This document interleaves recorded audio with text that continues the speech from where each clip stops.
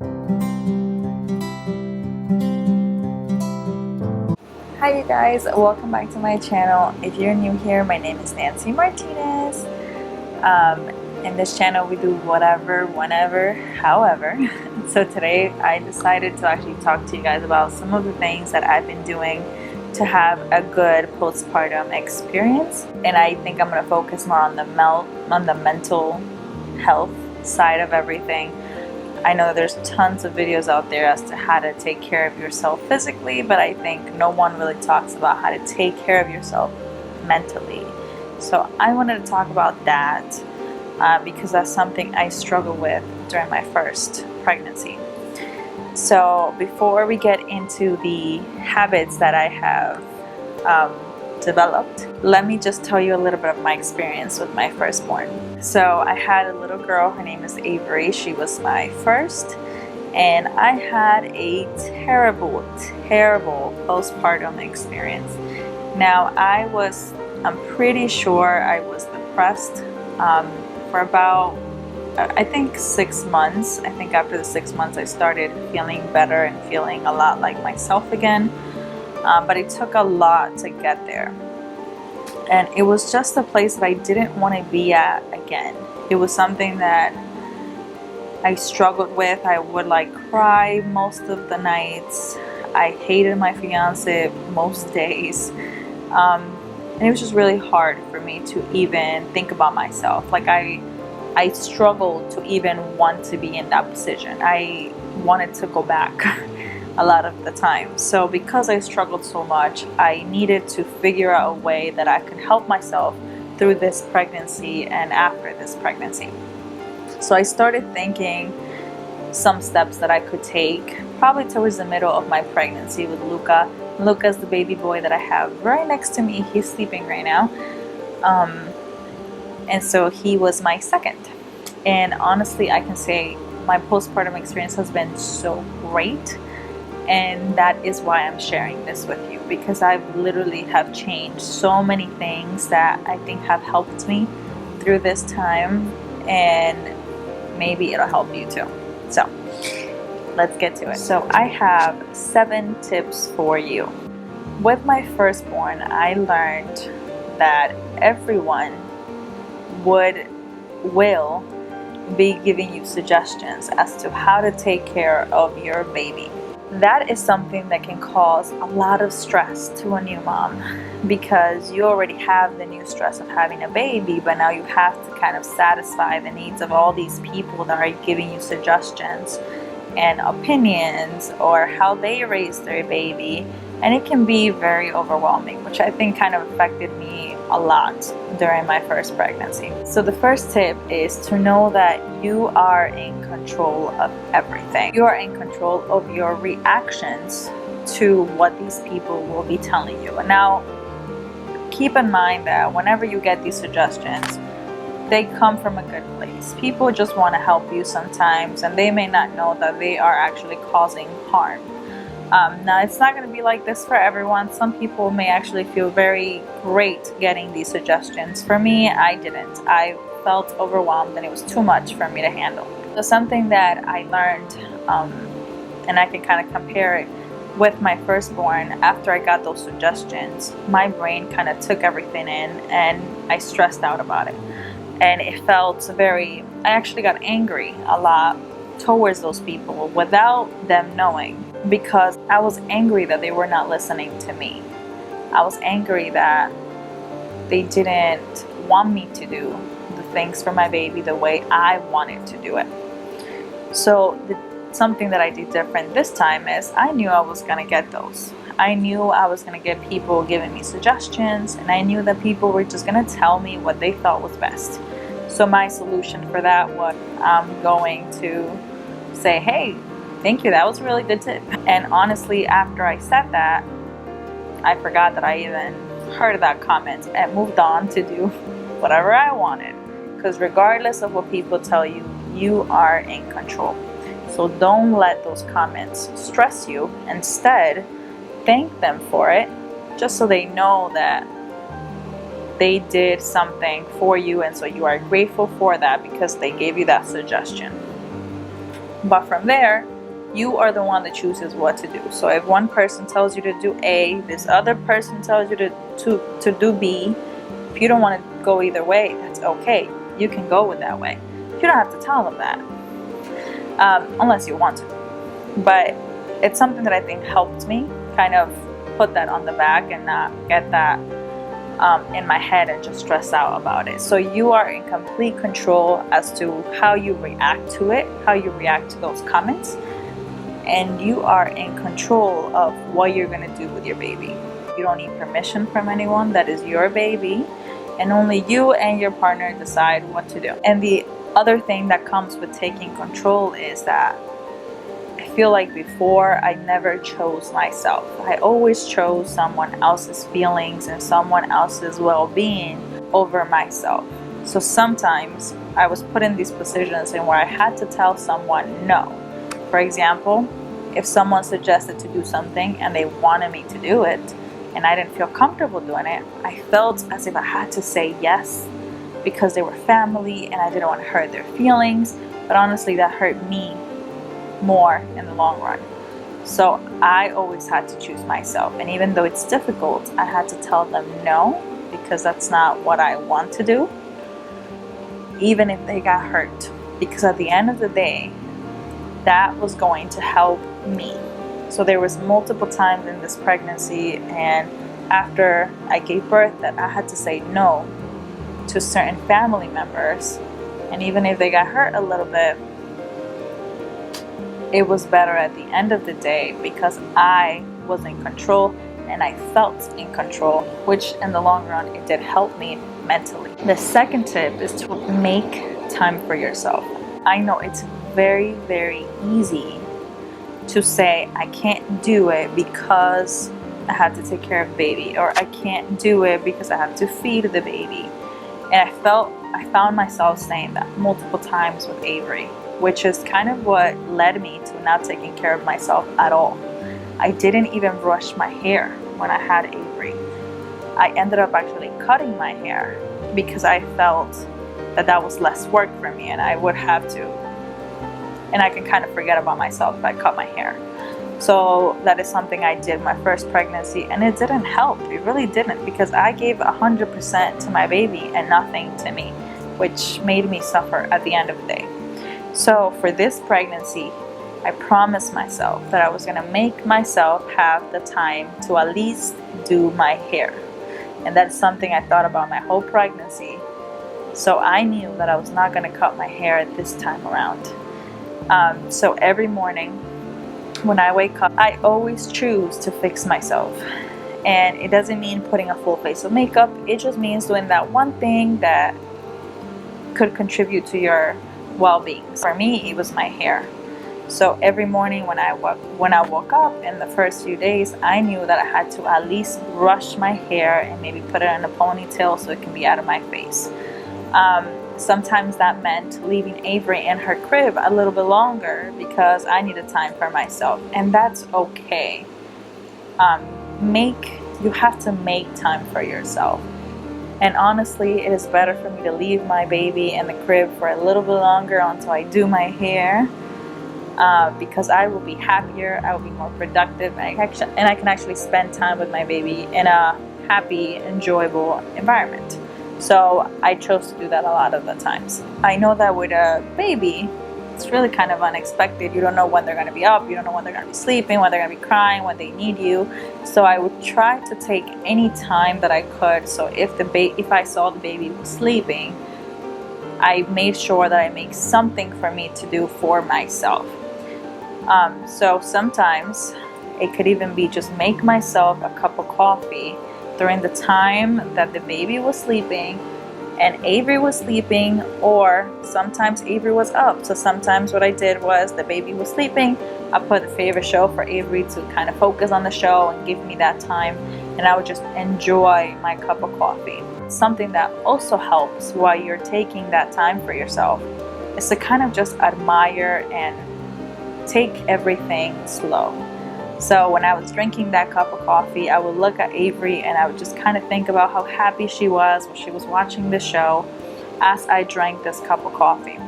as well as my baby. I will look at him and like, look how peaceful he looks, while I'm also drinking this cup of coffee. So drinking this cup of coffee became more than just drinking it. It was more like a moment where I got to appreciate my surroundings, and it gave me that joy that didn't last too long, but it was like something that contributed to the whole day, because I was appreciative for everything that I had during that moment. Another thing that I used to miss out on my first pregnancy was showering. Actually, it's so simple, but I felt like I had no time to shower. It is very important, again, for you to take that time for yourself. So if it means having your baby in like near the shower with you, I used to actually, I did have to do that one time with Avery at some point when I realized, you know what, enough is enough, I need to shower. I brought her in the shower with me. I had this little, it was kind of like a swing type thing, and for her to fall asleep. So I actually put her there. I'll keep my doors open and I'll just shower while she was right next to me. And it was something that once I did it, I was like, wow, I could have done this such a long time ago. Why didn't I do this sooner? And so it makes you realize how many things you can do if you make your brain work towards it. So it's having this idea of like, how can I make this happen, rather than no, I can't do it. So that's something that I would suggest. Always put yourself first and make sure that you're making time for yourself. Don't just brush it off. Make sure that you're working towards that time for you. The third tip is to make moments matter, and that goes back to that cup of coffee. That moment could be brushed off, and I could have just drank the cup of coffee and my body wouldn't even have thanked me for it. So it's something so small can be turned into such a bigger concept by just focusing on things that are surrounding you while you're drinking that cup of coffee, and being grateful for those things surrounding you. Another moment that I like to kind of slow down for is just laughs. So whenever my baby would laugh, I would kind of slow down and take that moment in, and I would take my time just looking at her smile and laugh with her, and just kind of realize, look at how awesome you are, because you were able to bring this laugh to your kid.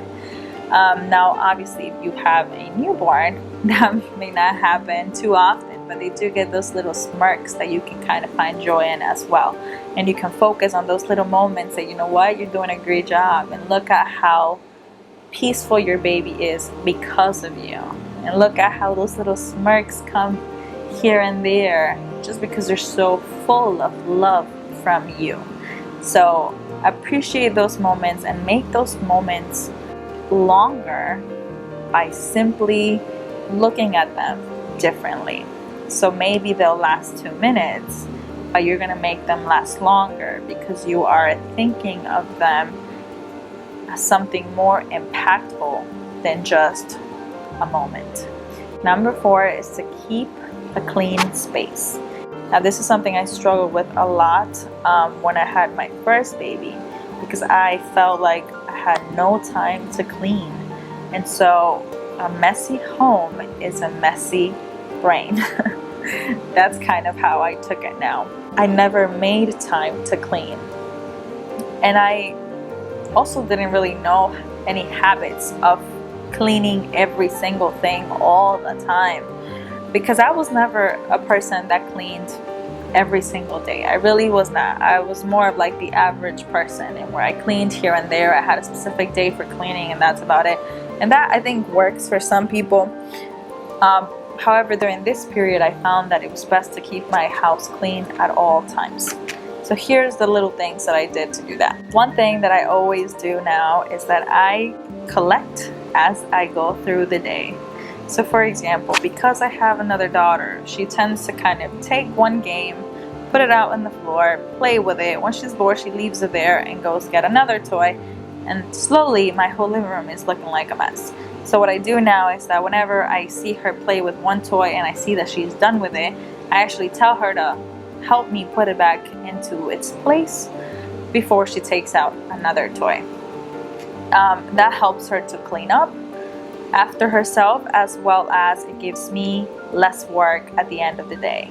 So I kind of pick up as I go when it comes to toys for Avery. But that only goes if you have other kids, of course. If not, I'll just focus on other items that need to be cleaned. So for example, when you're eating, you finish breakfast, you have those plates dirty. If you don't have a dishwasher, as soon as you finish that food, go and clean that dish. Wash it and put it away, because washing one plate is better than washing 20 at the end of the day. If you have a dishwasher, make sure your dishwasher is completely cleared up in the morning, so you can kind of just pile up all the dirty dishes throughout the day, and at nighttime you can just hit that button and make it all go away. A really good tip that I got for the dishwasher is actually to do the load at nighttime and then just put the dishes away in the morning. And that kind of created a good routine for me as well. Sometimes I do have to do multiple loads though, so sometimes that doesn't happen. But it is something that I keep in mind so I can prevent the clutter in the kitchen. Another thing is just cleaning your space after you're done. So after you finish eating, you know, some crumbs sometimes happen here and there. So I would actually clean the table and the area where I am eating as soon as I'm done. Sometimes I do the full table, sometimes I do only my space. It really just depends on how dirty something is. So if I'm seeing that there's a lot of crumbs around the table, I'll just take something and just clean it at that moment. As per the stove, am I cleaning the stove? I'll clean the stove at nighttime, so in the morning when I start the day, it just feels like I can start in a clean space for cooking or for anything that I'm doing. It's really nice to wake up and see your house just clean. It gives you peace and it just kind of gives you more energy to go through the day. So keeping the house clean is very, very important. Another thing that I've added to that list is actually doing my bed every morning. Something I never did before, because I always thought, why would I fix this if I'm gonna go back and sleep in it again? That was my mentality before, but it really does do something to you when you go to sleep at nighttime and your bed is all cleaned up for you and it looks really nice. I feel like it even helps me sleep better at night. And in the morning when you're making that bed, it just feels like you started the day and you've accomplished something by just making that bed. So it gives you a little boost kind of energy and confidence to keep going through the day. So always make your bed in the morning. Now I know that sometimes that's not possible. So when that's not possible, I just have to make sure that I get it done before I go to bed. And that's always the case. I always need to have my bed done. Number 5 is to declutter. Now when I say declutter, I mean get rid of the things that are taking space in your house that you no longer use. Cluttering does not have to happen every day. So whenever I feel a little bit more energy, I will pick a place and I will declutter that space. So for example, it can be as simple as picking a drawer that's messy and you dread looking at it every time you go to it. I would go to it and I would take everything out and just put the things that I am using back in, and all the things that I no longer use, I would just get rid of them. Now I know that it is a struggle for some people to let go of things, including myself, and it took some time to get there. But even getting rid of one thing that you've never used is a great step forward, and it does help you mentally. It helps you to know where everything goes. It helps you to have a clear space, because the more clutter you have, the more clutter your brain will also have.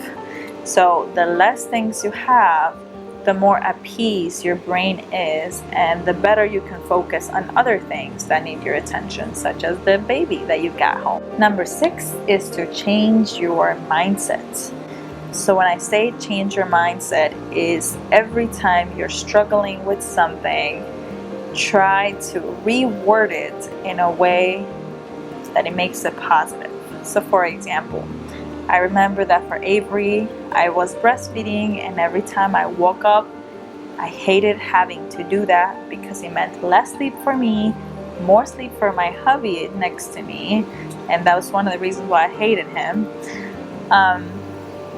And I felt angry at him because he was like, why do I have to do this? And it felt more like, it felt annoying that I had to do that. So instead of thinking about it in a way like, oh, I have to do this, I changed my mindset and I thought about it. I get to do this.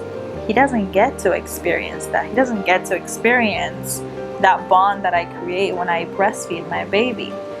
So instead of thinking in that negative way, I changed it. And it was more like, I get to spend extra time with my baby, that he doesn't get to do that.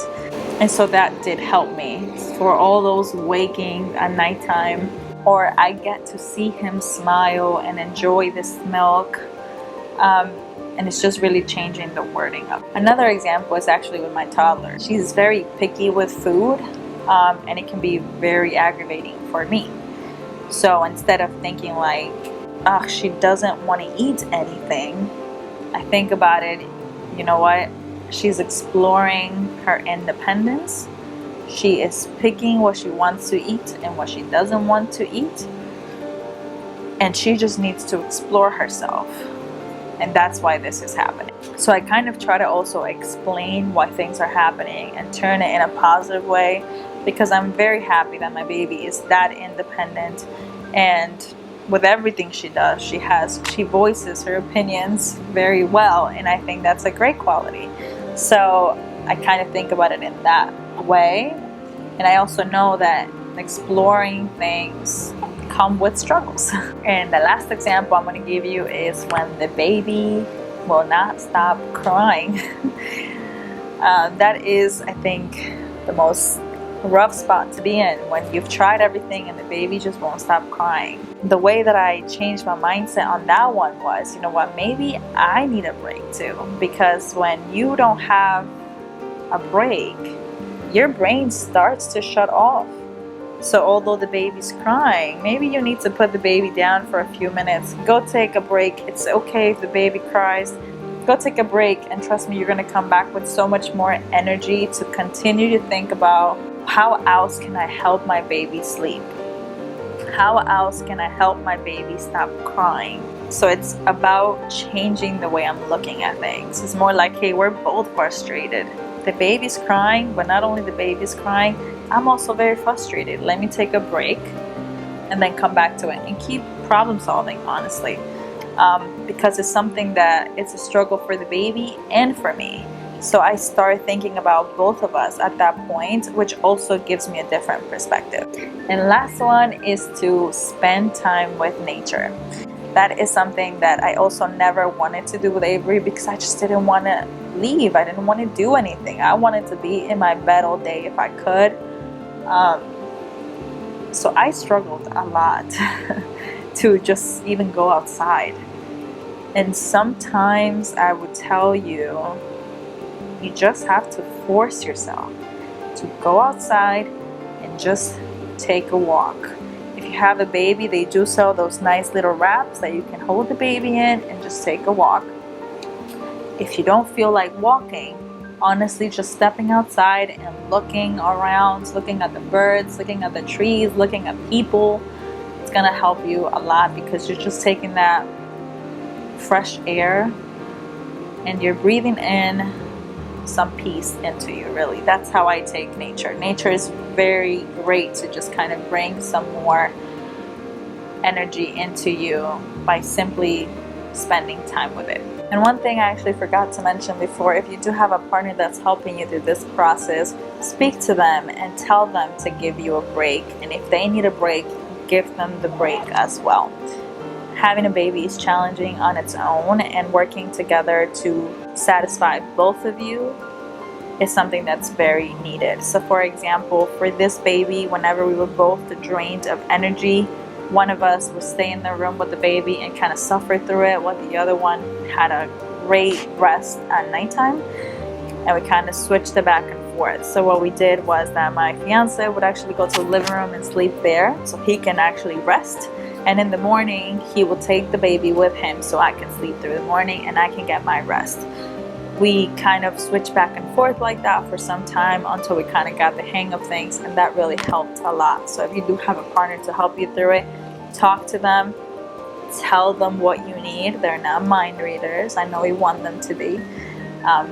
So be very specific with what you want so they can help you, and be generous with them as well, because they're also going through it with you, and it's going to be hard for both of you. Having said that, you are going to do great. I know you are going to have a once-in-a-lifetime experience, and it's okay to miss your old self, but it's also great to work towards this new self that you will be creating that's going to be a great mom or dad, and it's going to be amazing. You're going to love it. You're going to do great. And I really hope that these tips helped a little bit, and I hope that you get a great postpartum experience with your partner or by yourself. All right, take care. Bye. See you in the next video.